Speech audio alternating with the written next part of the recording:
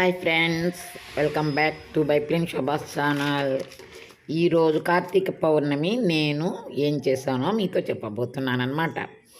ఈ పొద్దుటే పూజ చేసుకున్నానండి. స్నానం చేసి బొట్టు పెట్టుకొని ముగ్గు పెట్టుకొని దేవుడి దగ్గర దీపం పెట్టుకున్నాను. ఇలాగా దీపం పెట్టుకుని తర్వాత తులసికోట దగ్గర కూడా, అంటే మాకు తులసికోట వేరే ఉండదండి, ఇంట్లోనే పెట్టుకోవాలి. ఒక పీట పెట్టి ఆ పీట మీద పెట్టుకుంటాం అనమాట. ఎందుకంటే తులసికోట చిన్న సందుగా ఉంటుంది కాబట్టి దీపాలు పెడితే అవన్నీ ఎండిపోతాయని భయం అన్నమాట. దాంతో తులసికోట కూడా ఇంటిలోనే పెట్టుకుంటానమాట. తర్వాత శ్రీవారికి వంట చేసేసాక నేను చలివిడి తయారు చేసుకున్నానండి. చలివిడి ఏ విధంగా తయారు చేసుకున్నానో చిన్న మాటల్లో చెప్తానమాట. ఒక 2 గ్లాసుల నీళ్లు తీసుకున్నాను.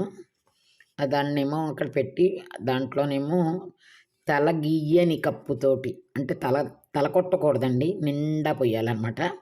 అలా చిన్న కప్పుడు బియ్యం నిండా పోసి బియ్యంలో నానపెట్టి ఒక 15 నిమిషాలు అలా నానపెట్టి మా శ్రీవారికి వంట చేసేసాను.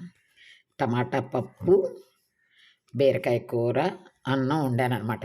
ఈ లోపున ఇది 15 నిమిషాల్లో ఇది అయిపోయింది. ఈ బియ్యాన్ని శుభ్రంగా కడిగి వాడపెట్టానమాట. శుభ్రంగా కడిగేసాను. నీళ్ళు చూసారా, తెల్ల నీళ్ళు వచ్చాయి కదా, వాడపెట్టానమాట. వాడపెట్టి మిక్సీ చేసేసాను మెత్తగా.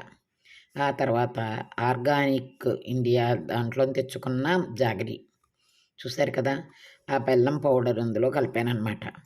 ఆ బెల్లం పౌడర్ కలిపి దాంట్లోని ఒక 5 యాలకులు, అంటే నేను ఈరోజు తినేది ఓన్లీ చలివిడి పళ్ళేనండి. పాలు వేడివేమీ తిననమాట. నాకు ప్రతి ఏడాది ఇది అలవాటే.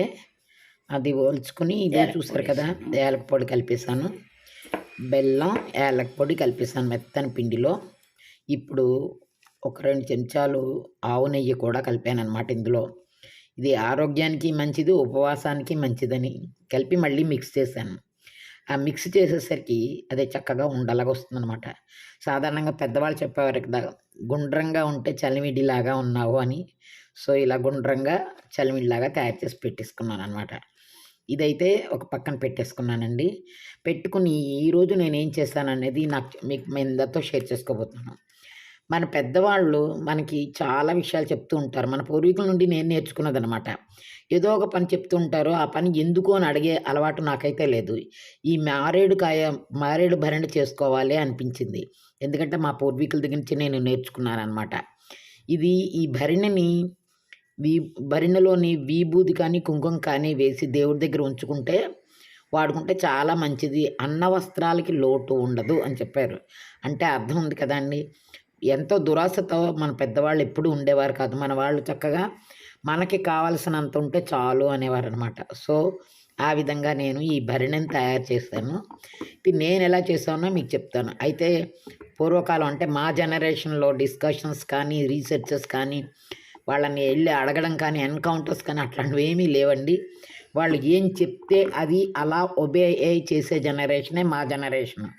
మాదే మంచి జనరేషన్ అనుకుంటాను నేను. ఎందుకంటే పెద్దవాళ్ళకి ఎదురు చెప్పలేదు, చిన్నపిల్లల మాటలు కూడా నమ్ముకుంటూ వాళ్ళతో పాటు మేము ఒక అడుగు వేస్తున్నాం అనమాట. ఇదిగో చూశారు కదా నా భరిణి. ఇలా లోపలంతా ముందు ఇది చాలా హార్డ్గా ఉంటుందండి. అది కట్ చేసి చక్కగా 2 భాగాలుగా చేశానన్నమాట.